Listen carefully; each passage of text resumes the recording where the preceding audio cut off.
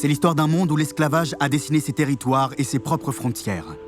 Un monde où la violence, la domination et le profit ont imposé leur route.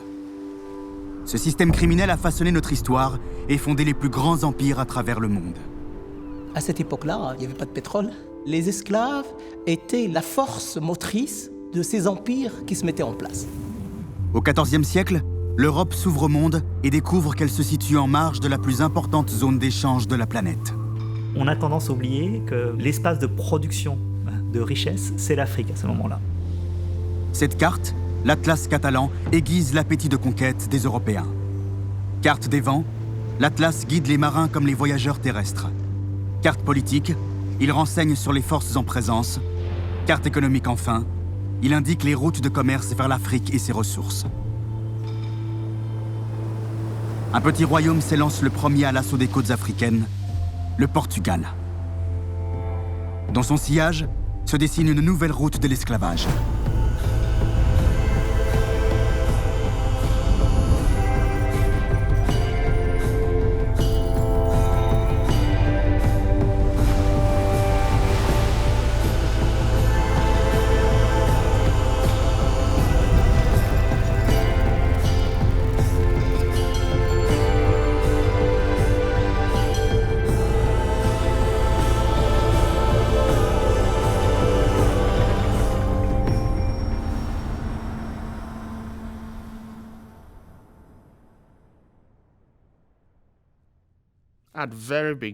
Au tout début, c'était un projet portugais.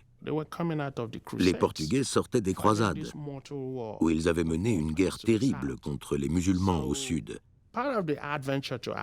Une partie de l'aventure africaine visait en fait à se protéger et peut-être aussi à conserver un avantage sur les musulmans.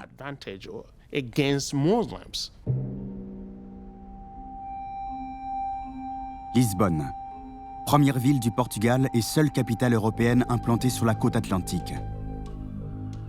À l'embouchure du Tage, le monument des découvertes évoque la nostalgie d'un temps où les Portugais se pensaient partout chez eux.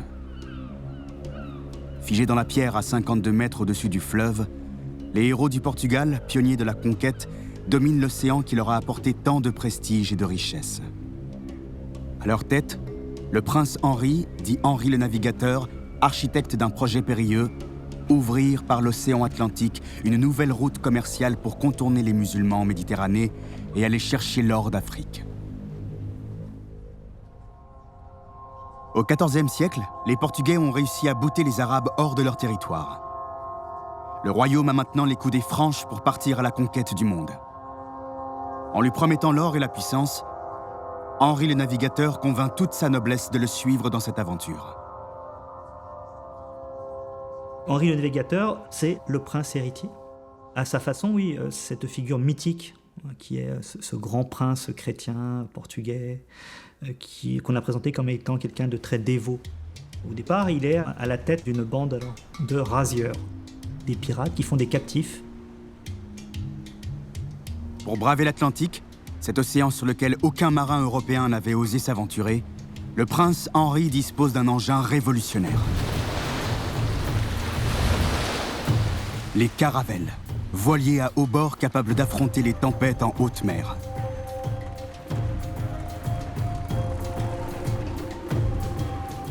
« 1434. Les Portugais tracent la première voie maritime au large de l'Afrique. Cap Bojador, l'île d'Arguin, les îles du Cap-Vert, chaque kilomètre parcouru est une bataille remportée face aux musulmans, présents sur toute la partie nord du continent. Lisbonne a longtemps glorifié ses grands explorateurs. C'est oublier que la plupart d'entre eux ont bâti leur fortune sur la traite d'esclaves.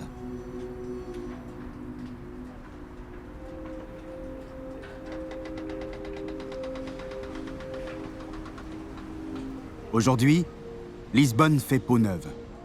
Après le monument des découvertes, les travaux de rénovation se sont étendus au quartier de l'Alfama. Au fur et à mesure du chantier, les richesses de la première ville-monde remontent à la surface. Par hasard, des ouvriers déterrent les fondations de l'ancien port de commerce. En un siècle, Lisbonne est devenue la plus riche capitale d'Europe loin devant Paris, Londres ou Amsterdam. Vases de Chine, poteries d'Indonésie, verreries de Macao, au milieu des débris de porcelaine venus du monde entier, le squelette d'une femme. Les premiers tests ADN ont révélé qu'il s'agissait d'une captive africaine enterrée là, sans sépulture, anonyme. L'archéologie de l'esclavage, discipline récente, exhume une histoire longtemps passée sous silence. Celle du million d'Africains qui a été déporté en Europe entre le XVe et le XVIIe siècle. On est au départ dans une économie de la prédation extrêmement violente. Les Portugais descendent de leurs navires et, armes à la main ou armes au poing, se lancent derrière les populations qui vivent sur ces littoraux africains, au départ sur la côte de Mauritanie, ensuite du Sénégal, qui sont des populations de pêcheurs, de pauvres. Et donc on les capture au filet, on en capture des dizaines, et ensuite on les embarque à bord de ces navires pour les transporter en Europe. 1444. Entre le Maroc et la Mauritanie, les mercenaires du prince Henri enlèvent des civils désarmés.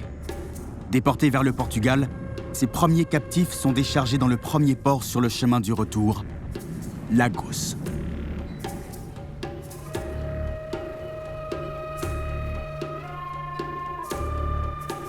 Sur cette plage, un matin d'août 1444, près de 250 hommes, femmes et enfants capturés sur les côtes atlantiques sont vendus aux plus offrants. Cette vente est un événement, le premier butin ramené au pays par les conquistadors. Ils partaient chercher l'or, faute de mieux, ils reviennent avec des esclaves. Tout le Portugal en parle, au point que le chroniqueur officiel de la cour, Gomes Eanes de Zurara, fait le déplacement en personne. Le lendemain, qui était le 8 août, très tôt le matin à cause de la chaleur, les équipages commencèrent à préparer les canots et à y mettre les captifs pour les conduire là où il avait été ordonné. Les uns baissaient la tête et leurs visages se baignaient de larmes lorsqu'ils se regardaient les uns les autres. D'autres gémissaient, douloureusement, levaient les yeux vers le ciel et y fixaient leur regard et criaient, à pleine voix, comme s'ils imploraient le secours du Père de la nature. D'autres se frappaient le front de leurs mains. D'autres poussaient des lamentations à la manière d'un chant selon l'usage de leur pays. Et bien que les mots de leur langage ne puissent être compris des nôtres, ils révélaient bien le degré de leur tristesse. Mais pour que la douleur s'accrût encore, survinrent bientôt ceux qui étaient chargés du partage. Et ils se mirent à les séparer, les uns des autres, pour que les parts fussent égales, de telle sorte qu'il était nécessaire de séparer les enfants de leurs parents, et les femmes de leurs maris, et les frères de leurs frères. Aucun compte n'était tenu ni de l'amitié, ni de la parenté, mais chacun allait tomber là où le sort l'emportait.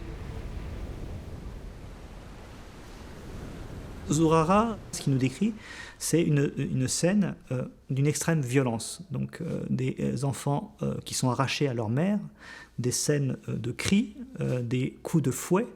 Il se sent, on le voit clairement dans cette scène, très mal à l'aise parce qu'il est en train de voir. Et donc, après, il y a un basculement. Il faut pouvoir justifier. Il le justifiera par, bien sûr, cette civilisation que les Portugais sont en train d'amener à des sauvages.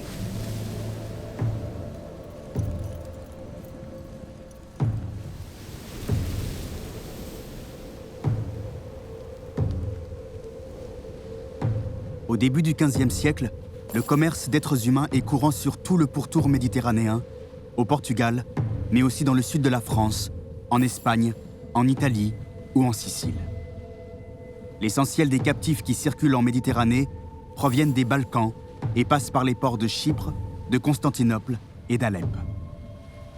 Par rapport aux esclaves caucasiens, les Africains sont encore en minorité. À Lisbonne, cette proportion va bientôt s'inverser. Les premiers Africains ramenés de force au Portugal vont être suivis par des milliers d'autres. La rue du Puy des Nègres. Seul le nom de quelques ruelles rappelle l'époque où ce quartier, le Bairro do Mocambo, abritait un ghetto réservé aux Africains.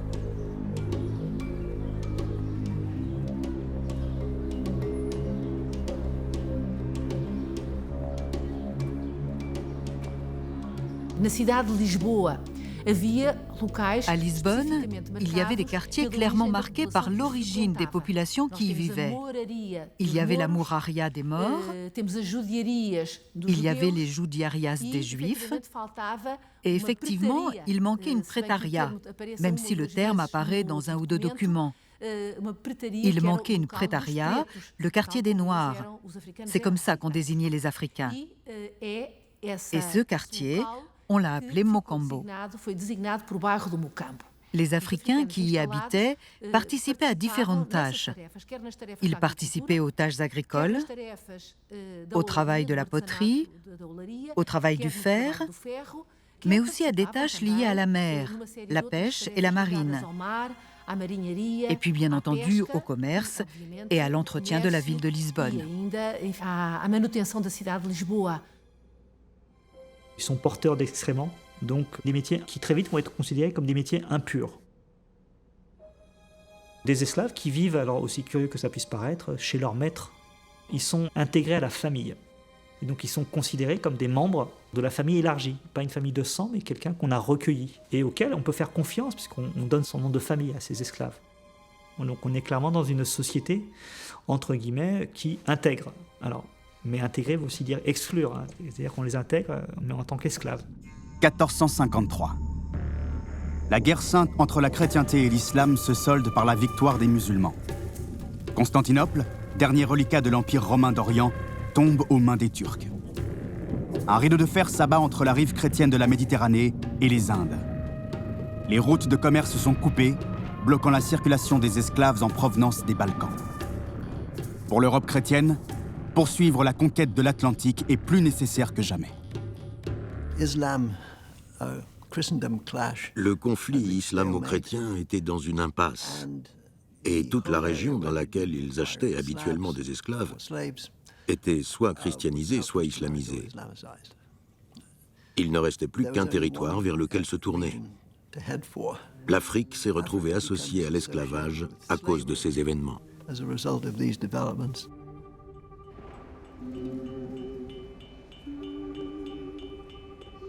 Officiellement, l'islam et l'Église catholique condamnent l'asservissement d'hommes libres. Officiellement seulement, car la demande en esclaves ne tarit pas et justifie toutes les razzias.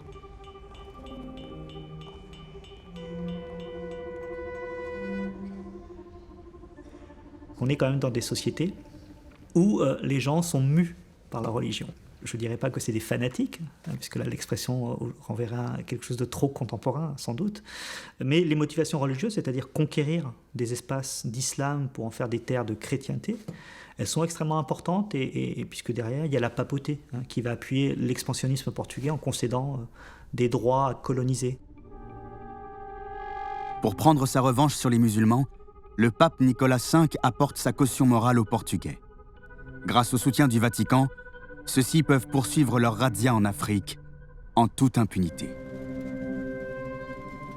Dans les archives nationales de Lisbonne, la bulle Romanus Pontifex rédigée par le pape accorde un blanc-seing aux Portugais et pose un cadre légal à l'asservissement de l'Afrique.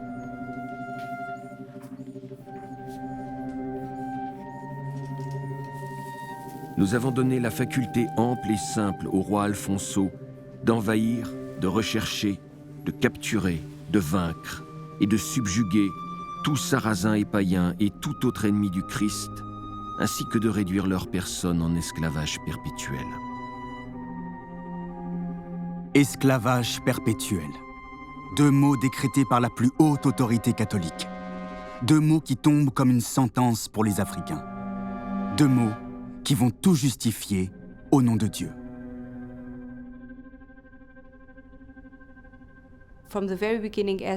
Dès l'origine de ces campagnes militaires en Afrique, les Portugais ont essayé d'obtenir des faveurs et l'approbation du pape.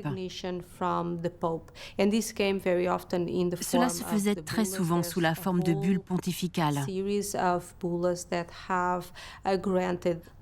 y a eu toute une série de bulles qui reconnaissaient un droit de propriété sur les territoires qui seraient découverts, si on peut dire, qui seraient donc découverts le long de la côte africaine.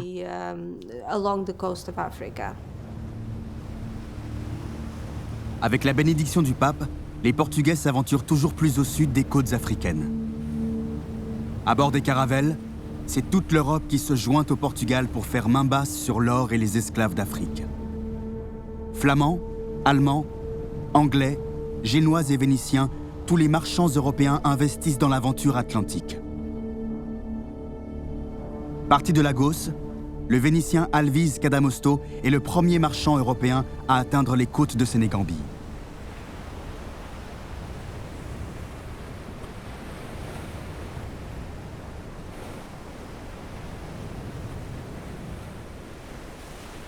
Nous parvînmes à l'embouchure d'un fleuve, qui ne semblait pas moins grand que celui du Sénégal. À la vue d'un si beau fleuve et de ce rivage verdoyant, nous jetâmes l'ancre et décidâmes de débarquer un de nos truchements. Car nous avions sur chacun de nos navires des interprètes noirs venus du Portugal, qui avaient été vendus par le seigneur du Sénégal aux premiers chrétiens portugais venus découvrir le pays des Noirs. L'interprète devait s'informer sur la qualité du pays, sur son seigneur, se renseigner sur l'or ou les autres choses à acheter qui pouvaient s'y trouver. Dès qu'on l'eut débarqué à terre et que la chaloupe fut éloignée, quantité de Noirs vinrent à sa rencontre. Nous les vîmes s'entretenir un court moment. Nous ignorons ce qu'ils se dirent, mais le fait est que les Noirs se mirent à frapper furieusement notre interprète avec de courtes épées moraises qui, en somme, le massacrèrent. Nous en déduisîmes que ces populations devaient être très cruelles. Nous fûmes à leur voile et poursuivîmes notre route vers le sud, gardant toujours la côte en vue.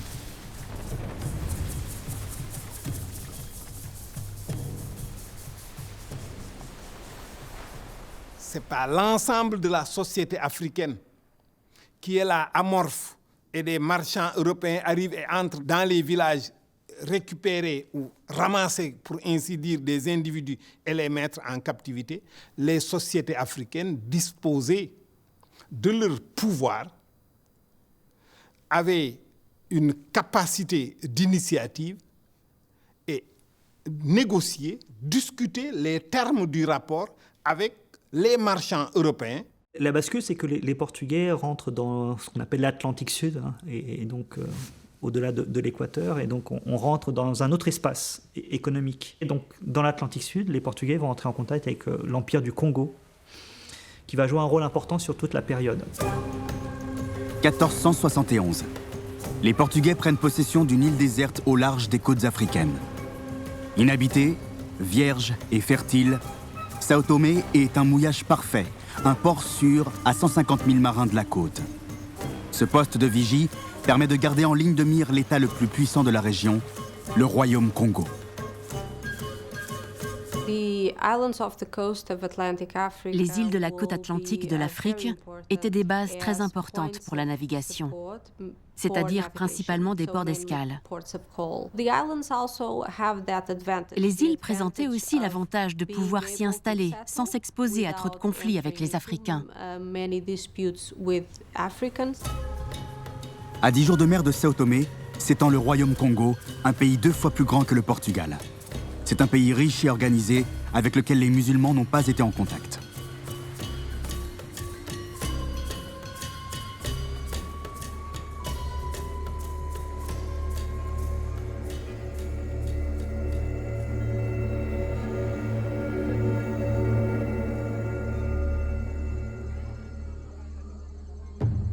Congo is an interesting case of African history, very different from. Le Congo est un cas intéressant dans l'histoire africaine, vraiment unique en son genre. À leur arrivée, les Portugais ont découvert qu'il y avait là un roi, et qu'il y avait ce qu'ils ont appelé un royaume. De plus, c'était une région où il n'y avait pas la moindre influence islamique. Les Portugais sont entrés en contact avec le roi pratiquement sur un pied d'égalité. Et comme ils n'étaient pas musulmans, il n'y avait aucune tension religieuse. Ensuite, pour des raisons qui nous échappent un peu, le roi du Congo a décidé de se convertir au christianisme. Ce qu'il a fait. Il est devenu Afonso Ier et il a ouvert son pays aux missionnaires portugais. Les Portugais sont les seuls à proposer à Alfonso Ier, roi du Congo, des produits venus de Méditerranée. Pour la première fois, les voilà en situation de monopole sur un territoire africain. Les Portugais arrivent dans une société hiérarchisée où les nobles, pour faire vite, mangent mieux et plus que les autres, s'habillent avec une élégance qui n'est pas celle des autres, consomment, disons, des produits de luxe. Et donc l'arrivée des Portugais, avec toutes ces choses nouvelles, rend complètement folle l'aristocratie du Congo. Elle s'entiche de tout ça.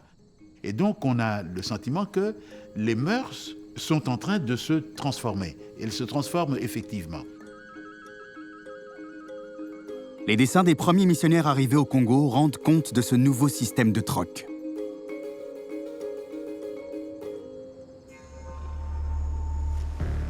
Mais la fièvre de l'or pousse les Portugais à continuer leur conquête. Ils apprennent qu'à Elmina se trouvent les mines d'or des Akans. Pour eux, le seul moyen de se procurer le précieux minerai est d'offrir aux Akans ce dont ils ont le plus besoin, des esclaves pour descendre dans les mines. Ils vont alors devenir les négriers de ce royaume.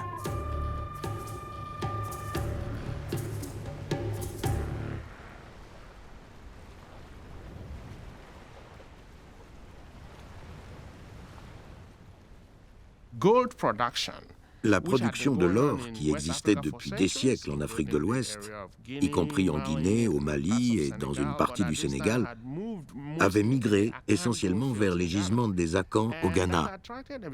Et ça les a attirés, parce que l'or était une valeur sûre. C'était un signe de richesse. Elmina signifie la mine. Et c'est l'or qui les intéressait, ce qu'ils appelaient la côte de l'or, parce qu'une grande partie de l'or provenant de l'intérieur des terres arrivait là. Entre Sao Tomé, les mines des Akans et le royaume Congo, le premier commerce triangulaire de l'histoire se met en place. Marchandises européennes contre esclaves à Congo, esclaves contre or à Elmina. Grâce à ce système de troc, les Portugais créent un espace commercial autonome. L'arrivée des Portugais change totalement la donne, parce que eux vont faire une connexion directe entre Elmina, la côte congolaise, mais surtout on va dire la côte du royaume de Congo et Sao Tomé. Il y a là une triangulation qui est intéressante parce que le système qui va fleurir aux Amériques commence à être expérimenté, notamment dans cette région. C'est ici, au pied de cette croix portugaise signant l'annexion d'un territoire, que va s'ouvrir un nouveau chapitre de l'histoire de l'esclavage.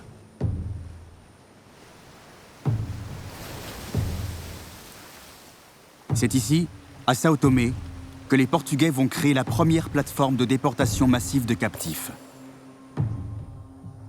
Et c'est ici que les Portugais vont passer du simple commerce d'esclaves à l'invention d'un système de production à la rentabilité inégalée, la plantation sucrière.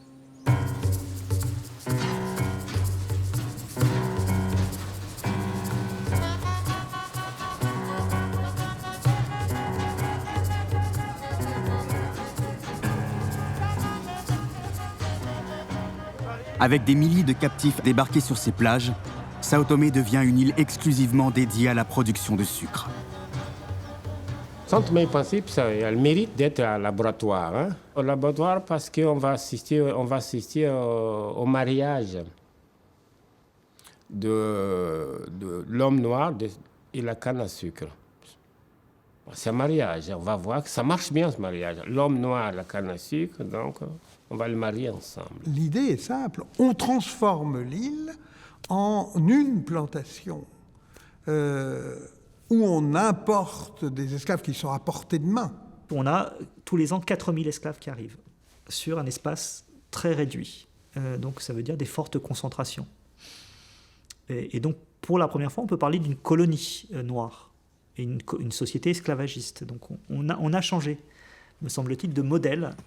C'est un système global.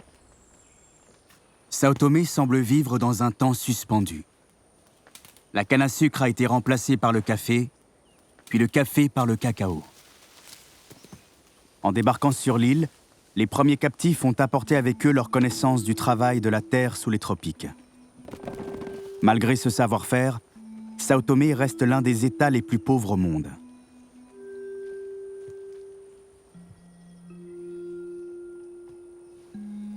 Les ouvriers agricoles continuent d'habiter les anciennes cases réservées aux esclaves. Quand au XVe siècle, les marins débarquaient à Sao Tomé, beaucoup regardaient avec curiosité les nouvelles pratiques qui se mettaient en place dans cette île du bout du monde. Les 2/3 de cette île ne sont pas encore déboisés ni utilisés pour la culture de la canne à sucre. Mais quand un commerçant vient y habiter, l'agent du roi lui attribue autant de terrain qu'il lui semble être en mesure de pouvoir faire cultiver. Ce dernier achète aussitôt autant de nègres avec leur négresse qu'il lui est nécessaire. Le patron ne fournit rien à ces nègres. Il n'a pas à se soucier de leur procurer des vêtements, ni de les nourrir, ni de leur faire bâtir des abris, car tout cela, ils le font eux-mêmes.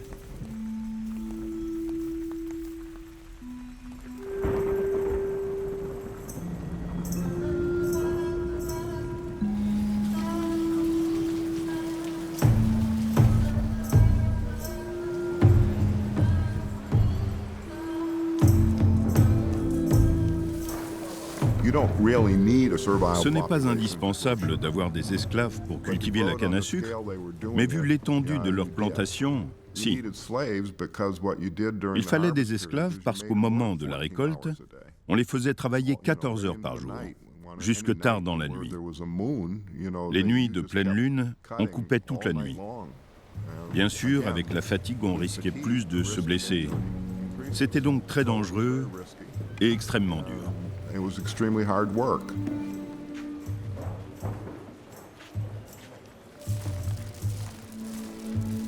Sao Tomé est un laboratoire pour plusieurs raisons. C'est la première grande expérimentation du genre sous les tropiques et c'est ce qui a permis plus tard le transfert de la production vers le Brésil et encore plus tard vers les Caraïbes. Après Christophe Colomb, Pedro Cabral, engagé par le roi du Portugal, ouvre une nouvelle voie maritime vers l'ouest. La recherche de l'or reste une idée fixe pour les Portugais.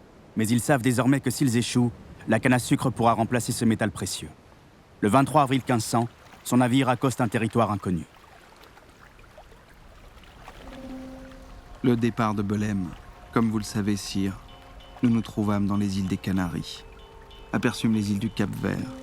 Nous poursuivîmes notre route sur cette mer, droit vers le large.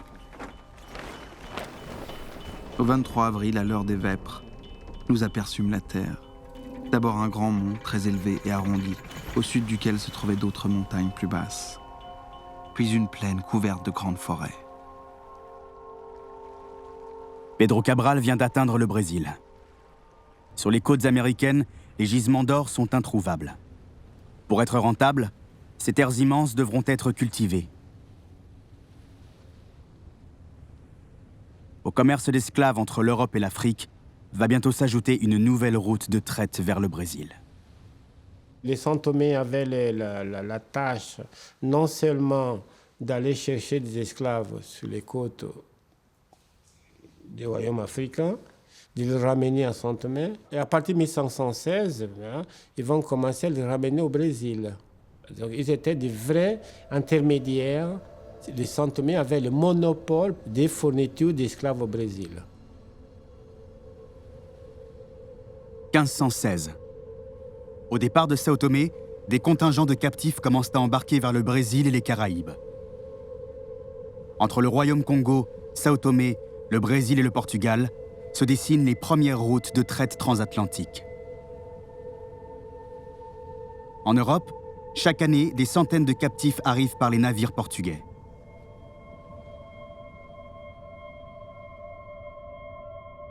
À Lisbonne, les aristocraties noires et blanches vivent sur un pied d'égalité.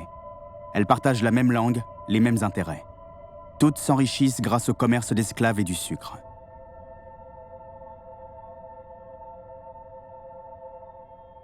C'est surtout alors une économie qui se joue entre les élites politiques et marchandes, que ce soit des sociétés européennes ou des sociétés africaines. Et donc les souverains se mettent à collaborer avec les Portugais et certains se convertissent au christianisme et prennent des noms portugais, envoient leurs enfants au Portugal pour être latinisés et faire des études à Coimbra dans l'université portugaise. Donc on a clairement des élites qui deviennent des élites prédatrices. Sur les côtes africaines, le Portugal dévore des richesses qui semblent intarissables. Dans le quartier de Belém, la construction du monastère des Hiéronymites est financée par l'argent de la traite, du sucre et des épices. Le faste de son architecture rappelle l'époque où Lisbonne dominait le monde et inondait de ses marchandises les autres capitales européennes.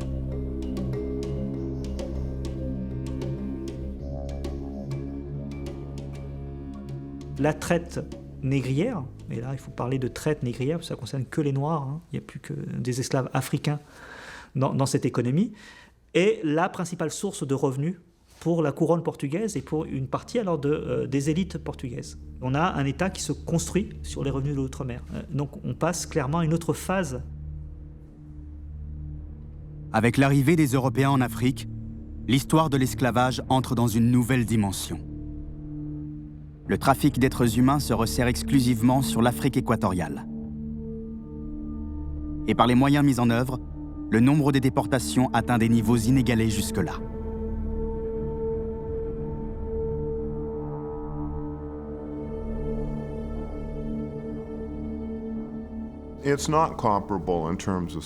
Ce n'est pas comparable en termes d'échelle parce que pour la traite islamique, on parle d'une période qui s'étale à peu près sur 1 millier d'années. L'impact est beaucoup plus important sur une période plus courte aux Amériques.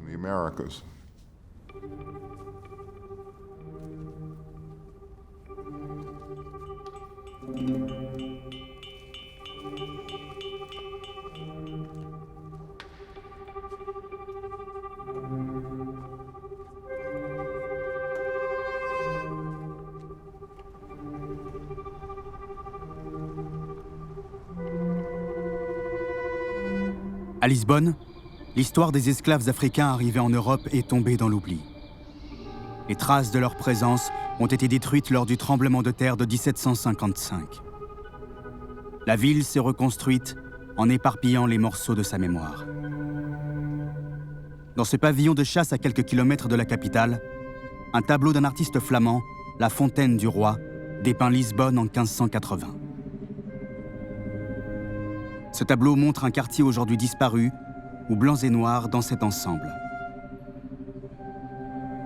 Ici, un homme noir en souliers enlaçant une femme blanche aux pieds nus. Des musiciens jouant pour un couple d'amoureux. Un chevalier de l'ordre du Christ. Enchaînés ou en tenue d'apparat, les Africains apportent leur richesse aux plus petits royaumes d'Europe. Image refoulée d'un temps où le mariage de l'Afrique et du Portugal fit de Lisbonne la première capitale européenne.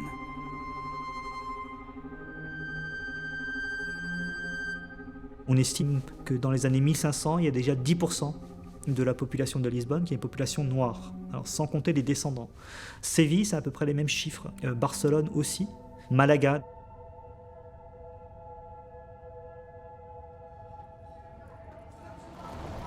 Aujourd'hui, on estime que dans le sud de l'Europe, au Portugal, en Italie, en Espagne ou encore en Provence, entre 50 et 60% de la population aurait une ascendance africaine.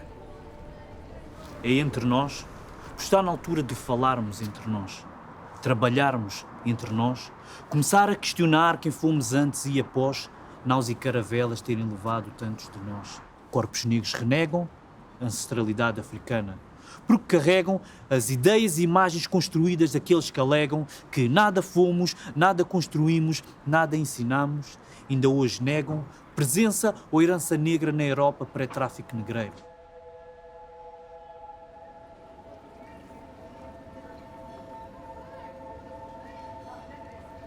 C'est une question alors, à laquelle tous les chercheurs qui travaillent sur l'esclavage ont été confrontés, c'est que sont devenus les Noirs en Europe.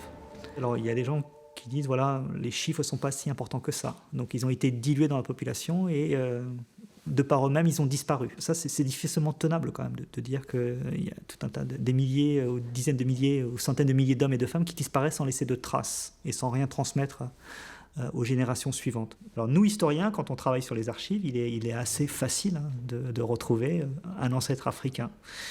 Par contre, les gens, dans leur histoire familiale, c'est une part de leur histoire qu'ils ont oubliée ou alors qu'ils ne veulent pas mettre en avant.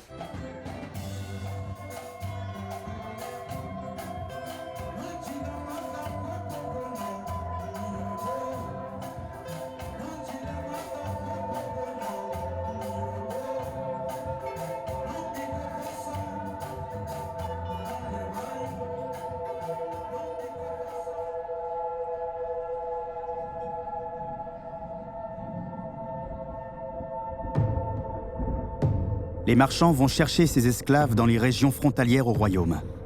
Partout, les razzias se multiplient. Luanda devient l'un des carrefours de la traite transatlantique. Au Congo, le rapport d'égalité entre Africains et Portugais bascule.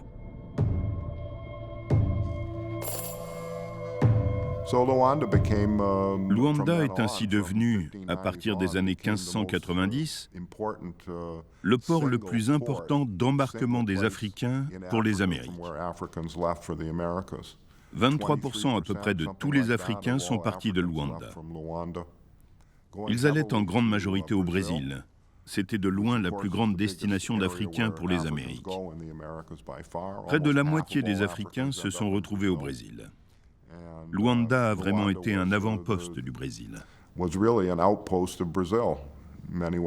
détermine qu'un marchand devra introduire par an 20 000 esclaves. Donc on signe des contrats sur des têtes d'esclaves. Ça a mis du temps, mais on est passé à autre chose que du troc. On est clairement maintenant dans quelque chose de très spéculatif. Où les chiffres alors, sont des chiffres qui se comptent en milliers, et on n'est plus là en train de compter esclave par esclave. Donc on compte par lot d'esclaves, et y compris la terminologie change, on parle de pièces d'Inde. Donc le terme pièce, pour définir un esclave, ça définit un esclave d'une certaine stature, d'un certain âge, puisqu'on calcule aussi en termes maintenant de rentabilité. La production des esclaves, c'est le mot que l'on doit prendre parce que à l'intérieur de ces États de l'Afrique centrale, en particulier du royaume Congo, et des petits États qui se sont séparés du royaume Congo, il n'y a pas à proprement parler de commerce d'esclaves. Donc il faut créer cette circulation et ces conditions. Et ce sont les gens de l'extérieur qui fomentent, qui nourrissent les antagonismes qui peuvent permettre que des gens, disons, de statut libre, de citoyens, se trouvent basculés dans les réseaux de l'esclavage.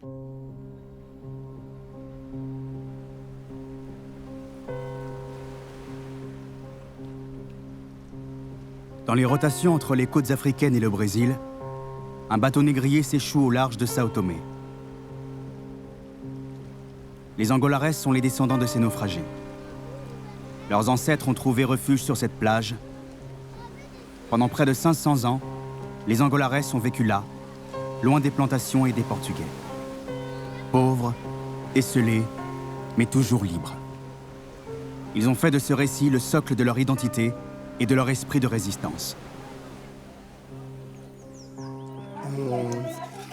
Un vapor qui fout en Angola, taka bikingi, Antoine. Vapor que avait carangela ndabere 4 kilanda ne landa ni petu ane diba taba barco kikibia ane petu landa te paya celeste. Pour ane vucha paya celeste nya ane vite nya yodia yo tempo nya ka fifiane. Moto toto amengai tena soa mnatanane wa.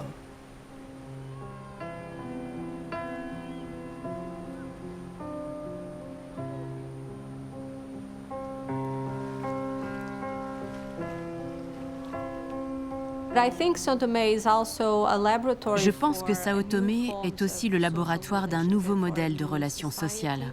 d'un nouveau modèle de société. Parce que c'est une société qui repose essentiellement sur l'esclavage, dont la grande majorité de la population a été réduite en esclavage, et où les relations sociales entre esclaves et maîtres sont très tendues.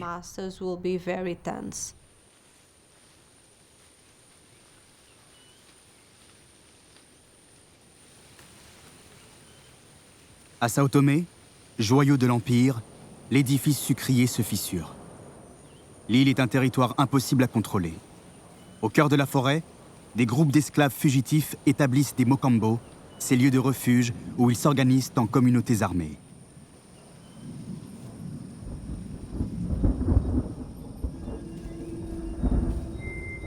Nous, Gonzalo Alvarez et Rodrigo Yerez, juges de paix sur cette présente île de Sao Tomé, alertons vos excellences sur la véracité de l'existence d'un mokambo dans la forêt qui est très peuplée et qui nous fait énormément de tort, tuant et volant les hommes et détruisant les plantations, ce qui amène préjudice aux occupants de l'île ainsi qu'à votre Altesse le Roi et au profit qu'elle tire de cette île. Messire, nous avons des hommes armés prêts à se battre contre le mokambo fortifié, mais nous n'avons pas d'argent pour les payer et chaque jour, la forêt se remplit de plus en plus avec des Noirs en fuite, et nous sommes terrifiés dans l'attente du jour où ce mokambo et ses habitants feront un mal qui est contraire à la volonté de Dieu.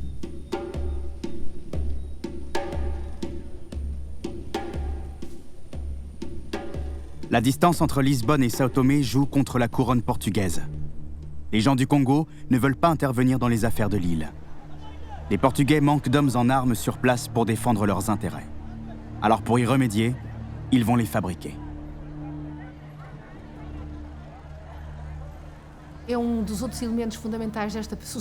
Un des éléments fondamentaux de cette société, comme laboratoire, c'est la création de mulâtres, qui est d'ailleurs un désir et un objectif des Portugais.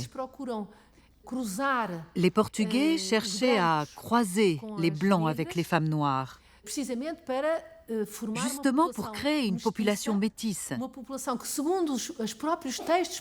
Une population qui, selon les textes de cette époque, est une population marquée par la présence de ses parents blancs, qui transmettent leurs valeurs portugaises à leurs enfants métis, créant ainsi un groupe social capable de défendre les intérêts des Blancs, des Portugais, à Sao Tomé. On oublie très souvent, on oublie voire totalement que derrière le métissage, c'est de la violence. C'est que très souvent, ces enfants métis sont issus de viols, sont issus de rapports de domination entre maîtres et esclaves. Dans une lettre adressée au roi, l'administrateur de Sao Tomé, Bernardo Segura, explique comment il compte se servir de ces enfants mulâtres, bâtards de l'Empire. Il y a beaucoup de colons qui ont des enfants avec leurs esclaves. Et si votre Altesse accordait la liberté à quelques-uns d'entre eux, on les laisserait vivre, en citoyens libres. Puisqu'il n'y a pas d'autres enfants libres, eux resteraient libres, pour le service de Dieu et de votre Altesse.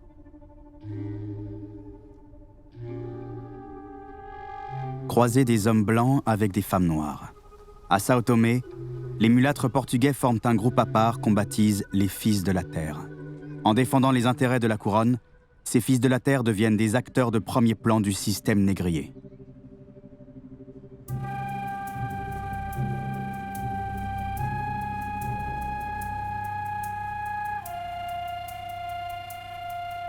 Fils de la Terre, les enfants du pays, la catégorie n'a pas de position dans le pays. Et donc, elle va vivre justement de ce réseau d'échanges qui lui donne la richesse, qui lui donne une visibilité la même que celle des Portugais. Mais ce sont quand même aussi des enfants du pays. Il ne faut pas voir les choses dans un domaine noir-blanc. Au XVIe siècle, il ne faut pas le voir comme ça. Non, peut-être plus tard, mais au XVIe siècle, ce n'était pas ça. Ce n'est pas une histoire raciale. Ce n'est pas une histoire raciale, c'est une histoire d'économie, de l'argent. Mon grand-père avait des esclaves aussi. Mon grand-père avait des esclaves quand je remontais. On était propriétaires d'esclaves, nous. Ils étaient des Noirs, ils étaient propriétaires d'esclaves. Ils étaient chasseurs d'esclaves aussi. Ils étaient esclaves même eux-mêmes. Bah, non, c'est des histoires vécues que j'ai dans la peau, ouais, je le sais. Avec l'explosion de la demande, ces nouvelles élites marchandes se mettent à kidnapper des citoyens du royaume Congo. Malgré les liens religieux, diplomatiques et culturels entre le Portugal et le roi du Congo, la rapacité des fils de la terre dévaste tout. Dans une lettre au roi du Portugal, Alfonso Ier fait part de son désarroi.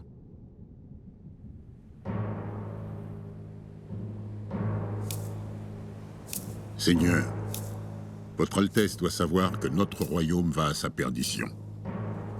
Vos officiers donnent aux marchands la permission de venir s'établir dans ce royaume, d'y monter des boutiques, d'y vendre des marchandises, même celles que nous interdisons. Les marchands enlèvent chaque jour nos sujets, enfants de ce pays, fils de nobles et vassaux, même des gens de notre parenté. Ils les enlèvent et ils les vendent. Cette corruption et cette dépravation sont si répandues que notre terre en est entièrement dépeuplée. C'est pourquoi nous demandons à votre Altesse de bien vouloir nous aider. C'est en effet notre volonté que ce royaume ne soit un lieu ni de traite, ni de transit d'esclaves.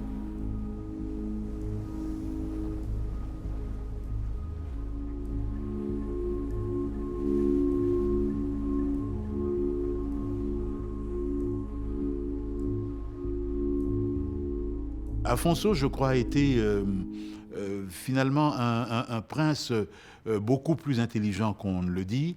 Lorsqu'on le présente sous les traits de roi très chrétien, comment dire, on en fait un sous-produit du Portugal, alors qu'il a cherché, certains ont dit, à moderniser le royaume en intégrant des ressources venues du Portugal. Mais très vite, il s'est rendu compte que le pays est en train de perdre son âme.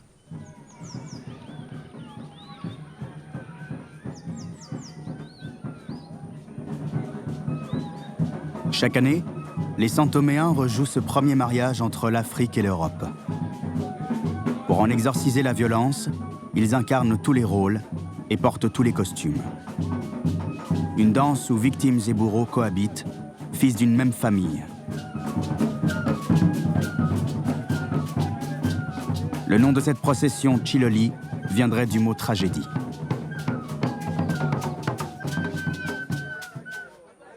L'esclavage amène à des sociétés, on se cherche toujours. Manque d'identité, je crois, je ne sais pas.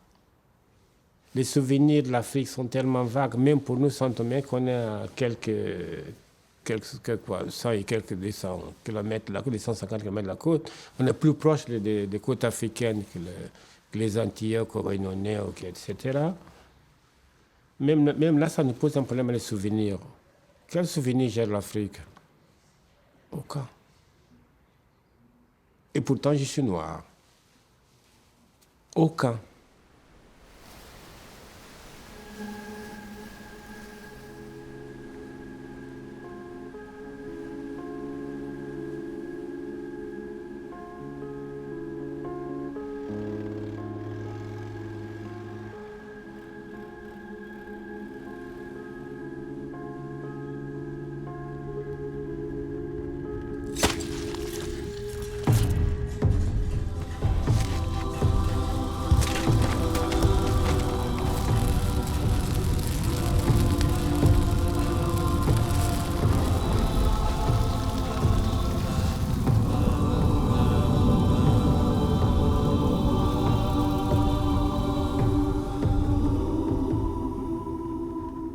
En 1595, Sao Tomé s'embrase. Amador, un captif né sur place, prend la tête d'un soulèvement d'esclaves. Les fils de la terre ne parviennent pas à contenir la révolte.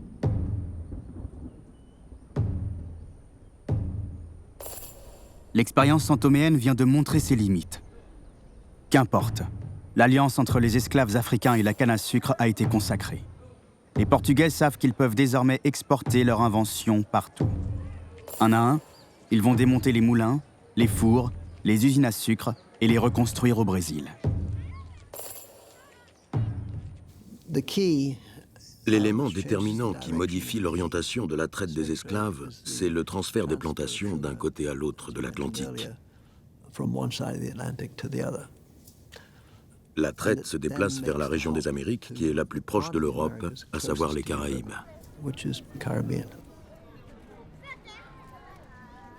Un an après le début des émeutes, Amador, le meneur de la révolte, est exécuté en place publique. Terre abandonnée entre le Portugal et l'Afrique, Sao Tomé, malgré son déracinement, s'est fabriqué sa propre histoire. Une histoire bâtie sur la lutte héroïque des premiers esclaves face à l'oppression portugaise.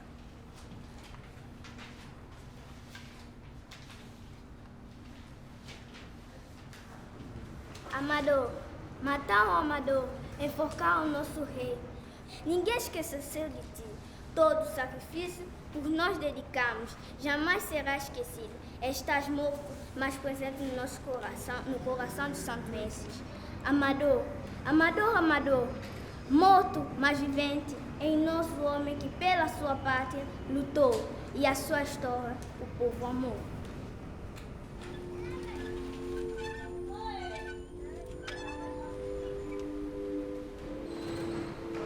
Pour garantir la survie de leur modèle économique, les Portugais emportent avec eux les esclaves qui détiennent les connaissances agricoles vers le Brésil.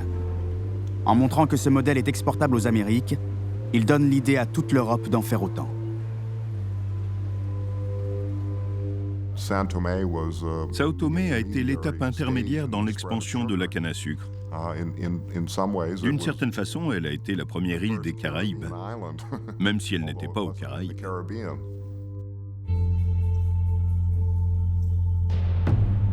En 1620, les Portugais sont les maîtres incontestés de la traite négrière. 25 ans après la révolte d'Amador, ils ont déjà déporté 300 000 captifs vers le Brésil et en Amérique centrale. Bientôt, c'est au tour des autres puissances européennes de partir à la conquête du Nouveau Monde. Avec elles, les tentacules de la traite négrière se déploient sur l'Atlantique et vont frapper un nouveau territoire, les Caraïbes.